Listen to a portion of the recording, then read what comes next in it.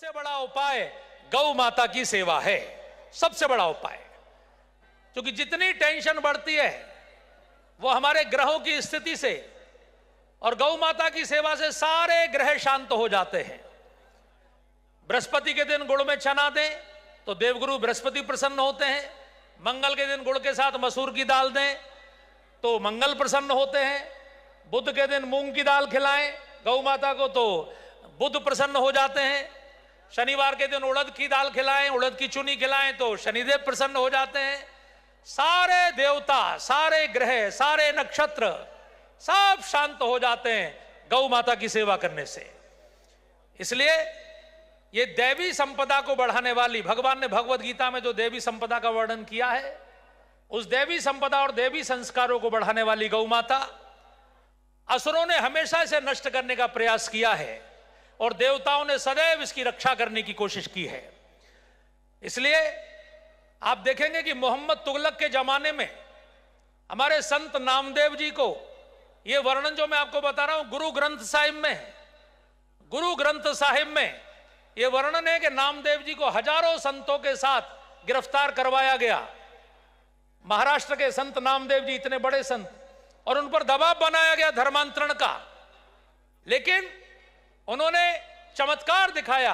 मोहम्मद तुगलक के सामने मरी हुई गाय को अपने मंत्र बल से उन्होंने कहा, हे गौ माता, यदि तुझ में सारे देवता हैं तो जीवित होकर खड़ी हो जा, और गौ माता खड़ी हो गई। मोहम्मद तुगलक डर गया, उसने क्षमा मांगी, सारे संतों को रिहा किया और तब यह धर्म बचा। ऐसा प्रत्येक युग में हमारे संतों ने, प्रत्येक काल में, अभी अंग्रेजों ने मलेरकोटला में पंजाब में गौ माता का कत्लखाना बनाया था, राम सिंह कूका जी ने उसको नष्ट किया, और उसके कारण राम सिंह कूका जी और उनके 66 कूका संप्रदाय के शिष्यों को तोप के मुंह से बांध के उड़ाया गया। उन्होंने तोप के सामने अपनी छाती लगाना स्वीकार किया, लेकिन क्षमा मांगना स्वीकार नहीं किया। गौ सेवा के लिए इतना बड़ा बलिदान ये हमारे संतों ने किया। अभी 67 साल पहले 1966 में गोपाष्टमी के दिन करपात्री जी महाराज के संघ के, विश्व हिंदू परिषद के सब कार्यकर्ताओं के द्वारा दिल्ली में बहुत बड़ा प्रदर्शन गौ माता की रक्षा के लिए हुआ। संसद की ओर मार्च, और उस पर इंदिरा जी की सरकार थी, उस पर गोलियां चलाई गई। 8000 लोग गौ भक्त मारे गए, केवल 8 दिखाए गए। उसके बाद करपात्री जी महाराज ने बहुत लंबा आमरण अनशन किया। प्रभुदत्त ब्रह्मचारी जी महाराज ने आमरण अनशन किया। हमारे रामचंद्र वीर जो आचार्य धर्मेंद्र के पिताजी थे, उनका आमरण अनशन किए हुआ। लगातार गौ भक्त गौ माता के लिए अपने बलिदान देते आए हैं। ये मथुरा की धरती है, ब्रज की धरती है। मैं आपको निवेदन कर दूं कि भगवान श्री कृष्ण को जो सबसे प्रिय है वो अर्जुन है। पूरे महाभारत में, पूरे भागवत में आप देखेंगे भगवान अर्जुन का रथ हाँकते हैं, भगवान अर्जुन को भगवत गीता सुनाते हैं। अरुण जी भाई साहब, ये गैलरी छुड़वा के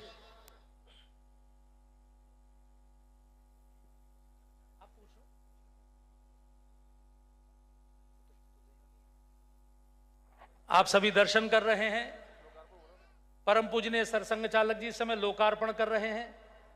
उनके साथ हमारे गौशाला समिति के अध्यक्ष डॉक्टर महेश गुप्ता जी, पूजनीय मंगला माता जी साथ में उपस्थित हैं। सब लोग दर्शन करिए। सामने मंच पर जो एलईडी चल रही है, बहुत सुंदर मंत्रोच्चार चल रहा है, बहुत सुंदर वहां पर पूजन चल रहा है। यहां जहां आप मैदान में बैठे हैं, यहां से सामने दिख रहा होगा आपको 5 मंजिला भवन, उसी भवन का ये लोकार्पण हो रहा है।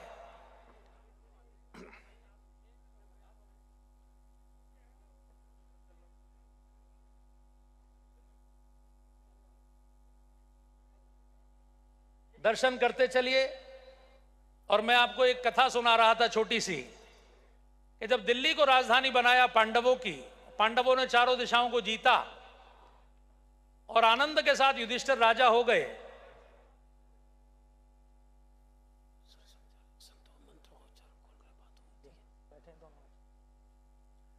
उस समय एक ब्राह्मण रोता रोता अर्जुन के पास आया और उसने कहा, हे महाबली अर्जुन, तुम सो रहे हो, डाकू मेरी गाय लूट कर ले जा रहे हैं। अर्जुन डाकुओं के पीछे दौड़ा, लेकिन उसको याद आया कि उसका गांडीव धनुष तो द्रौपदी के भवन में छूट गया था। तो द्रौपदी के भवन की ओर दौड़ा, लेकिन वहां महाराज युधिष्ठिर पहले से विद्यमान थे। देखिए, पर्दा खिंच गया है। एक बार जोरदार तालियां सबकी हो जाएं। एक बार जयकारा लगाएंगे, हर हर महादेव, जय जय श्री राधे। एक बार जोरदार बोलेंगे, हाथी घोड़ा पाल की, हाथी घोड़ा पाल की। बहुत सुंदर लोकार्पण।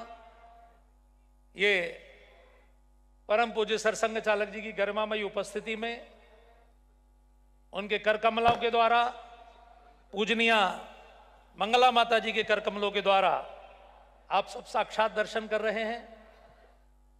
आनंद के साथ दर्शन करते चलिए। इसके बाद गौ पूजन करेंगे और गौ पूजन हो चुका है। उसके बाद प्रशासनिक भवन में जाएंगे और एक छोटा सा कष्ट में, परम पूजनीय डॉक्टर जी का स्मारक मंदिर ये पंचगव्य से बना है। एक बार परम पूजनीय सरसंघ चालक जी से निवेदन है कि वो एक बार यहाँ आकर एक बार अपने हाथ से स्पर्श कर दें, तो ये पूरे प्रकल्प के लिए प्रसाद हो जाए। अच्छा, सुबह स्पर्श कर दिया था। बोले गौ माता की। माननीय हरिशंकर जी भाई साहब से निवेदन है कि कार्यक्रम की पूरी प्रस्तावना, इस पूरे प्रोजेक्ट का निवेदन यहां सामने रखेंगे आदरणीय हरिशंकर जी भाई साहब। मंच पर विराजमान परम पूज्य सरसंघ चालक डॉक्टर मोहन भागवत जी, परम पूज्य वात्सलमयी साध्वी रतमरा दीदी माँ, परम आराध्या मंगला माता जी सहित मंच पर विराजमान संत वृंदों के श्री चरणों में नमन।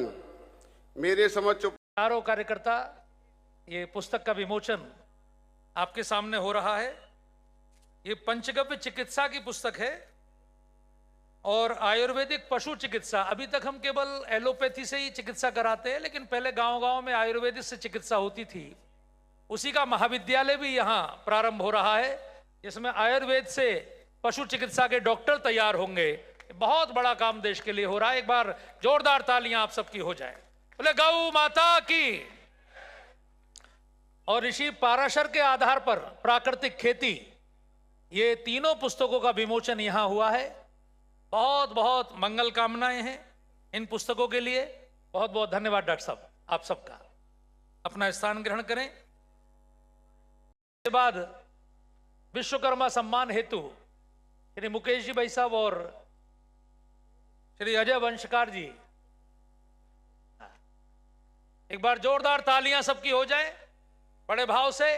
बोले हाथी घोड़ा पाल की। प्रेमचंद्र कृत गोदान, ये गोदान बहुत प्रसिद्ध उपन्यास मुंशी प्रेमचंद जी का है। उसी के आधार पर ये पूरी फिल्म बनेगी, जो साइंस टेक्नोलॉजी के माध्यम से भी ये गोदान का पोस्टर आप सब देख रहे हैं। बोले गौ माता की। बहुत बहुत धन्यवाद आदरणीय विनोद जी भाई साहब, आदरणीय अशोक जी को, संदीप मारवा जी को बहुत बहुत शुभ। सदियों के जीवन के अनुभव से, प्रकृति के साहचर्य से, निरंतर गौ सेवा से हमने इसको प्रत्यक्ष अनुभूति में पाया। गावो विश्वस्य माता केवल हमारे नहीं। और आनंद देखें कि पर्यावरण के संकट का क्या उत्तर है। खेती करने वाला खर्चा कर लेता है, उसका उपाय क्या है? घर में सब प्रकार का संस्कार बना रहे, इसका उपाय क्या है? गौ की सेवा करना, घर में गौ रखना, यही का उपाय है। एक पंथ में अनेक का साधने वाला उपाय है। परंपरा से हम जानते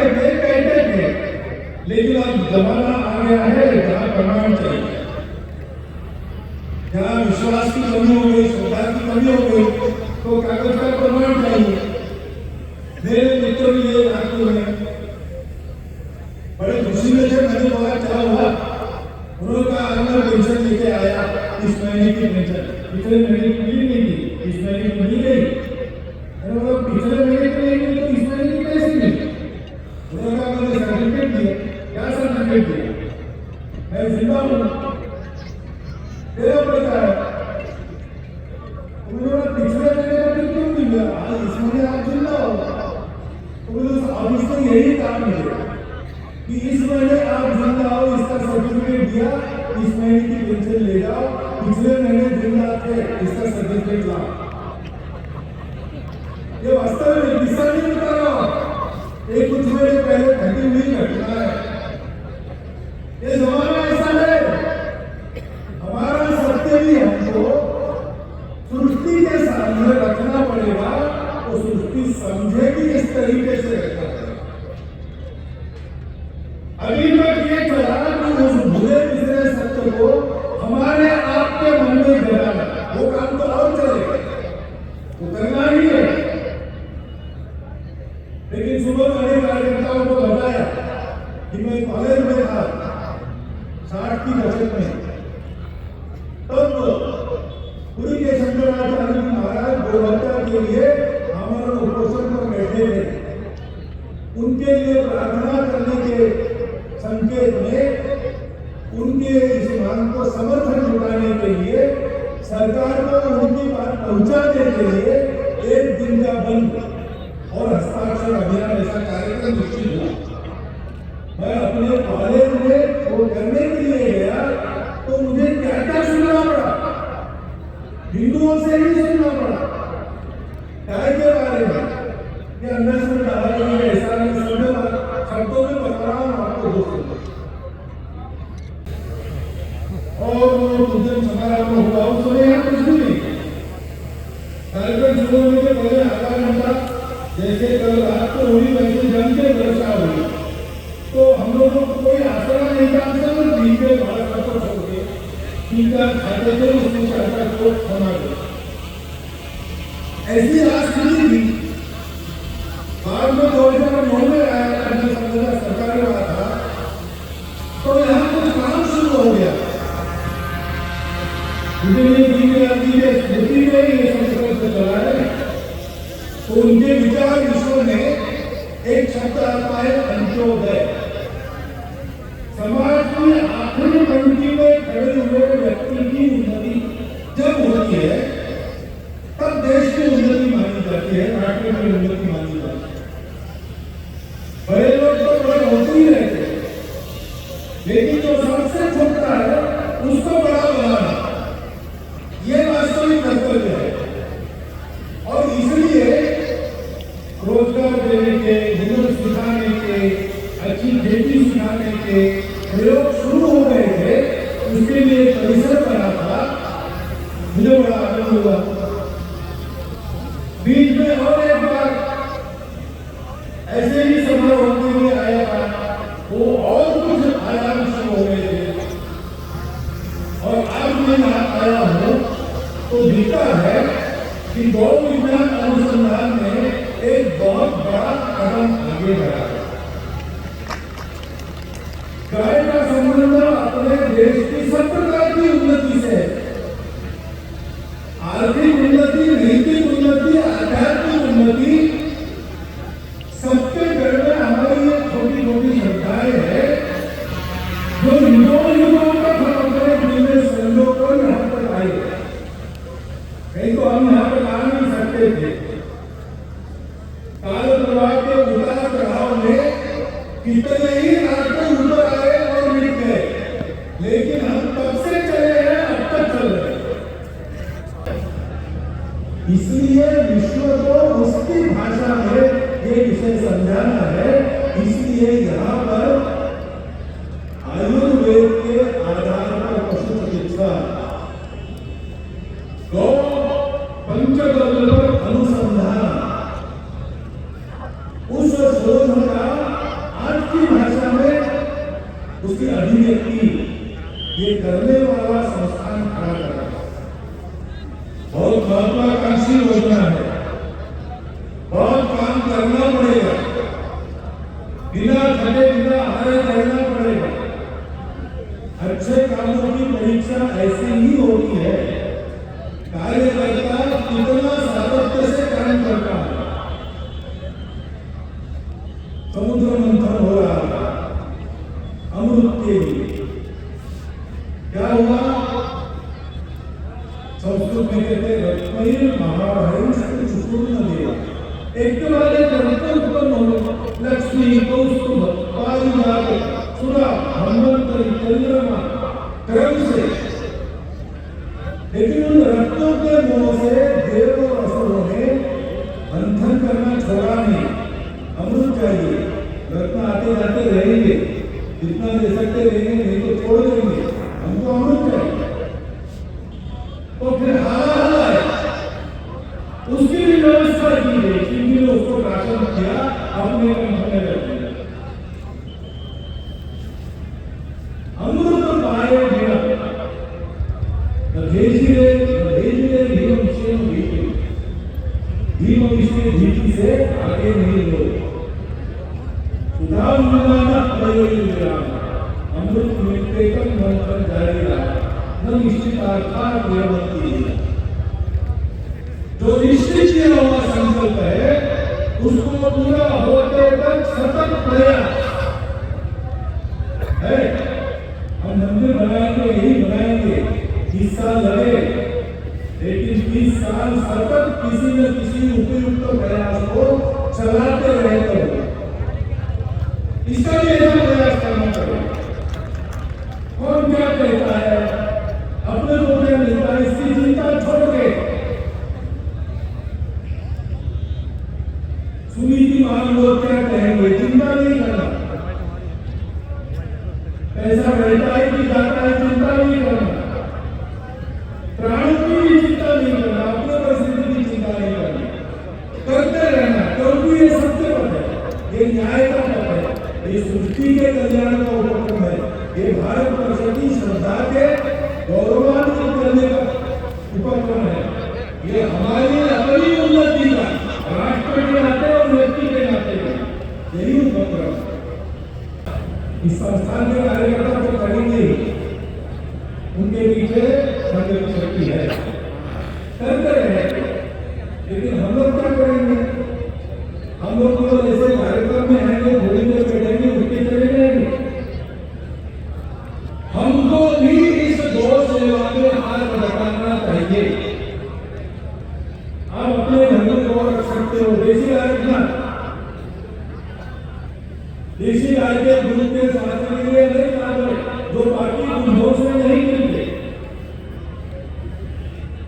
अपने घर में गाय नहीं रख सकता, आजकल ऊंची ऊंची बिल्डिंग को लोग रहते हैं, गाय कहाँ रखें? लेकिन ऐसे बिल्डिंगों में रहने वाले 15-15, 20-20 लोग शहर के बाहर जहाँ जगह होती है, जगह खरीद के गायों को रख सकते हैं, उनकी सेवा के लिए कर्मचारी रख सकते हैं। मैंने ऐसे 2-3 प्रकल्प देखे जहाँ वो लोग गाय रखते हैं, गाय का दूध वो स्वयं लेते हैं, गोबर दूध उसका क्या करना, उसका प्रशिक्षण देते, जो गायों की सेवा करते उनके लिए छोड़ते हैं, उनको थोड़ा सा वेतन भी देते हैं, शनिचर इतना स्वयं जाके गायों की सेवा भी करते। हम कर सकते हैं। जब चारे की कमी बाहर होती है तो गायों को रास्ते पर खुला नहीं छोड़ना। हम अपने माता पिता को घर में लड़की है इसलिए बाहर नहीं भेजते, पहले उनको देते, बाद में हम खाते। गौ को माता कहना है तो पुत्र का कर्तव्य निभाना पड़ेगा। कटने के लिए गाय जाती है बांग्लादेश में, आती कहां से? हिंदू के घर से आती है, साथ में ले जाने वाला कौन है? हिंदू है। ये क्या पुत्र कर्तव्य निभाने वाले? गाय को माता कहेंगे तो हम अपनी गाय की जाएंगे, हम अपनी गाय की सेवा करेंगे, हम सदा उसको अपने पास रखेंगे। उसने अपना सब कुछ हमारे लिए दे दिया, मरने के बाद उसका शरीर काम में आता है, उसकी खान काम में आती है, ये सब होता है। हमको भी ये संकल्प लेना पड़ेगा और इस संकल्प को लेकर हमको गाय की सेवा करनी पड़ेगी। क्योंकि गाय पर्यावरण संकट का उपाय है। भारत के किसानों को खेती का खर्चा कम करते हुए भरपूर और विषम मुक्त अन्न देने वाली खेती उससे संपन्नता प्राप्त करने का उपाय है।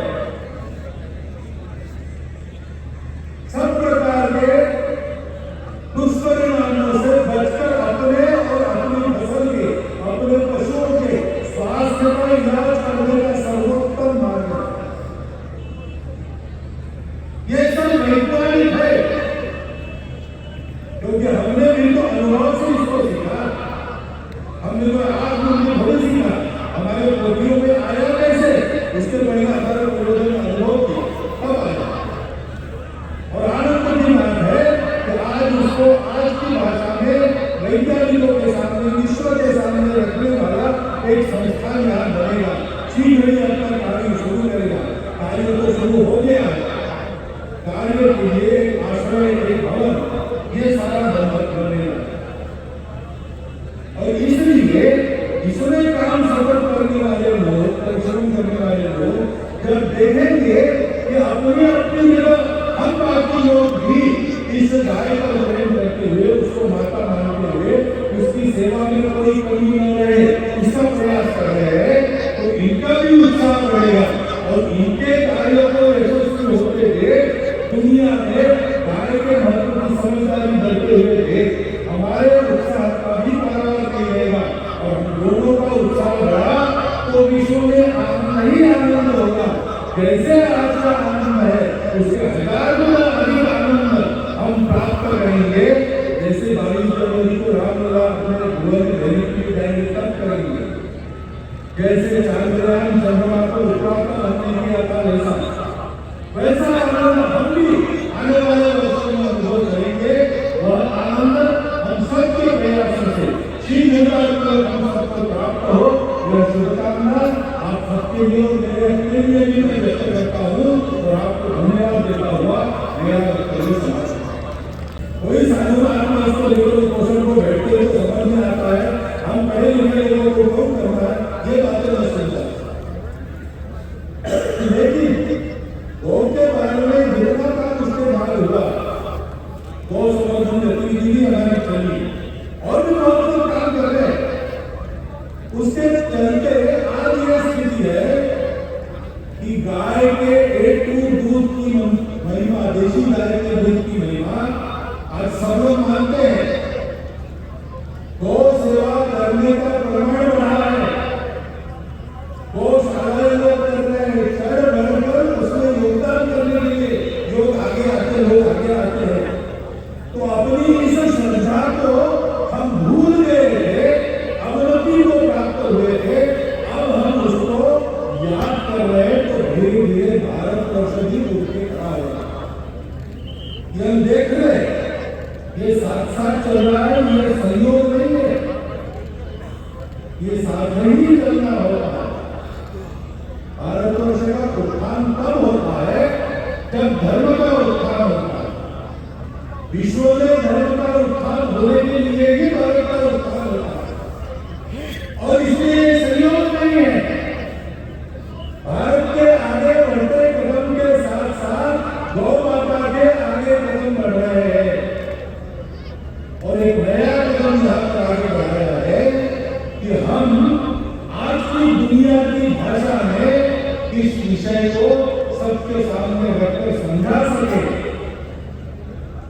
इसमें हमारा उपकार कुछ नहीं है, हम तो अपनी श्रद्धा पर पक्के रहेंगे, गाय की सेवा करेंगे, गाय से संस्कार लेंगे, गाय से खेत के लिए गोबर गोमूत्र से खाद, कीटनाशक सब कुछ लेंगे, अपनी खेती को जैविक खेती, विषमुक्त खेती करेंगे, फायदे की खेती करेंगे।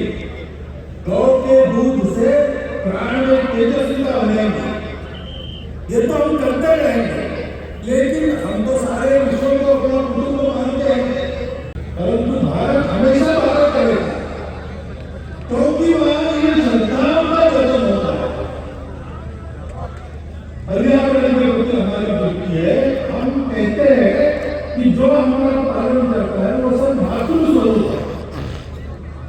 इसलिए गंगा माता है, इसलिए तुलसी माता है, इसलिए गौ माता है। ये कृतज्ञता बुद्धि विश्व से लिया है, समाज से लिया है, पशु पक्षियों से लिया है, खेतों जंगलों से लिया है, भूमि से लिया है, जल से लिया है, वो वापस देना है। जीवन क्यों है? लेकर सीखना और सीखने का उपयोग करके प्राप्त करना वापस करो।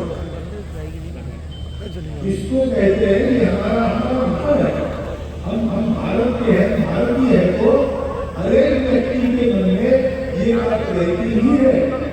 कोई भाषण सुनना नहीं पड़ता, कोई कलमा पढ़ना नहीं पड़ता। किसी देहात में, दूसरे देहात में अपने पोते को एक बुढ़िया सुनाती है, बेटा सूर्यास्त हो गया, पेड़ों को हाथ मार लो, पेड़ सो गए। ये उसको दूसरे पर आया, ये परंपरा चलती आ रही है, ये हमारा स्वभाव बन गया है। हमारे यहाँ का रिक्शा वाला भी बोलता है, खोला नहीं ऐसा, छोड़ तो नहीं लेता हूँ, कमोदी का तो सवाल है। ऐसा तो मोदी भी नहीं खाती, ऐसा मोदी भी नहीं खाती है। बात केवल आपको भारत के बाहर के किसी व्यक्ति से सुनाई नहीं, जिसके मुख से सुनाई देगा उसका पता लगेगा, आपको पता चलेगा वो भारतीय मूल का ही व्यक्ति है। ये हमारी आत्मा है। हमारा शरीर बहुत गंदा हो गया, कैसा गंदा हो गया है, उसको स्वच्छ रखना है। शरीर में बुद्धि विचलित हुए तो भी उसके अंदर बसने वाली आत्मा उसके शुद्धि की आशा से स्वयं शुद्ध पवित्र बनी रहती है। शरीर में बुद्धि का कर्तव्य है उस आत्मा के लायक स्वयं को बनाना। उस आत्मा को दीनदयाल जी ने शब्द लिखा था, चीटी। हम सब जानते हैं कि गौ सनातन धर्म की परंपरा में अत्यंत ही पूज्य मानी गई है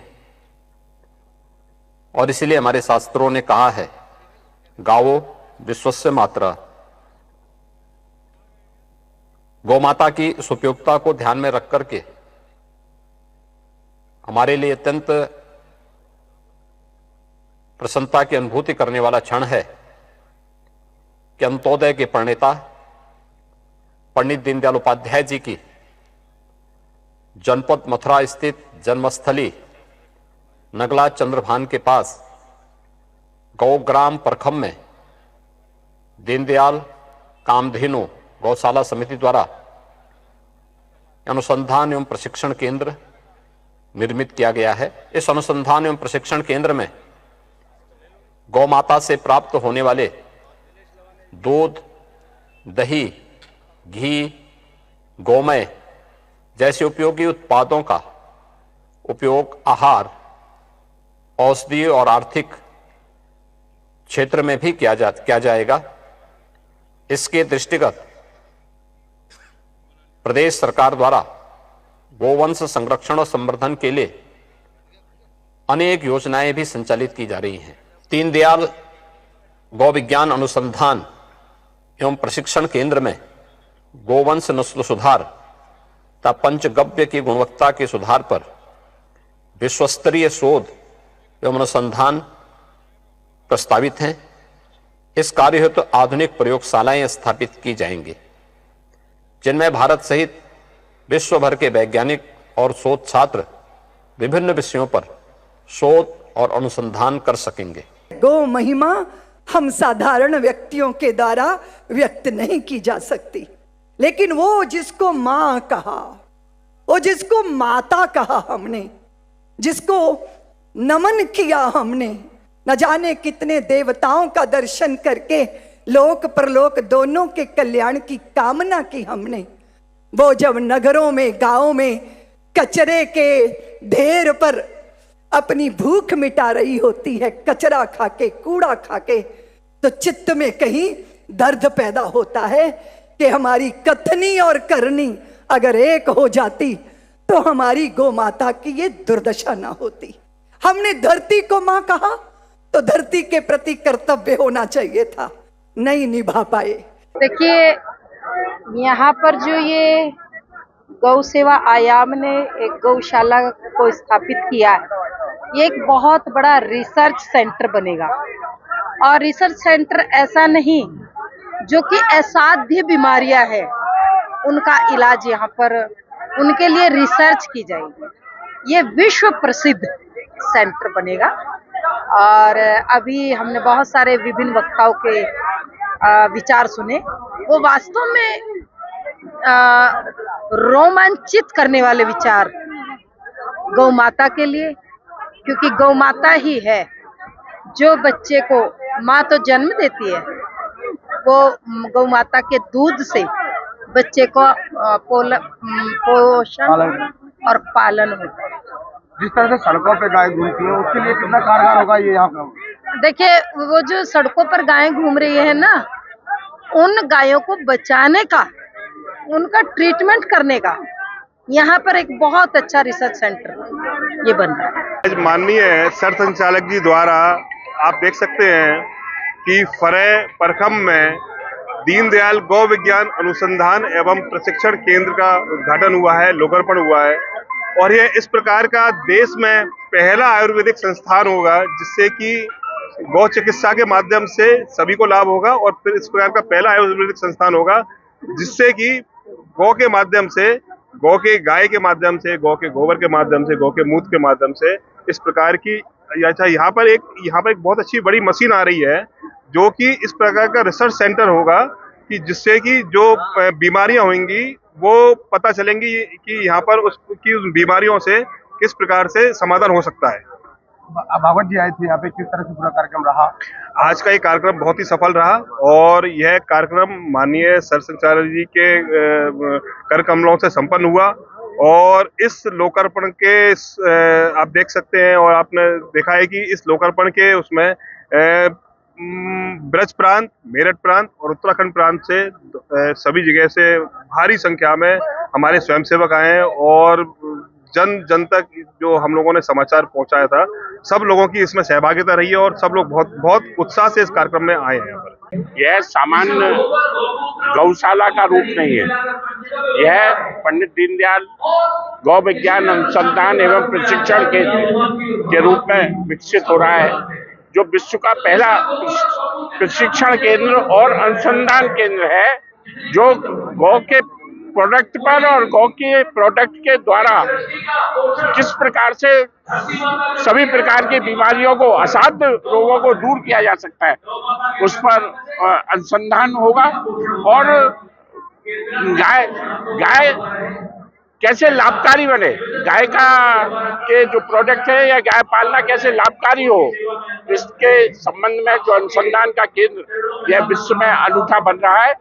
मैं सभी को साधुवाद देता हूं और सभी सनातनियों से आग्रह करता हूं कि इस अनुसंधान केंद्र के लिए अपना सहयोग दें, अपने तन से, मन से, धन से, भावना से, समर्पित भाव से इसे सहयोग देंगे तो निश्चित रूप से, जैसे यहाँ पर आज बताया गया कि कैंसर के भी पंचगव्य से और गौमूत्र से खत्म किया जा सकता है, सुधार नहीं किया जा सकता, पूरी तरह समाप्त किया जा सकता है। तो मैं समझता हूँ कि देश को बहुत बड़ा लाभ और मानवता को बहुत बड़ा लाभ इस केंद्र के माध्यम से होगा, ऐसा विश्वास है।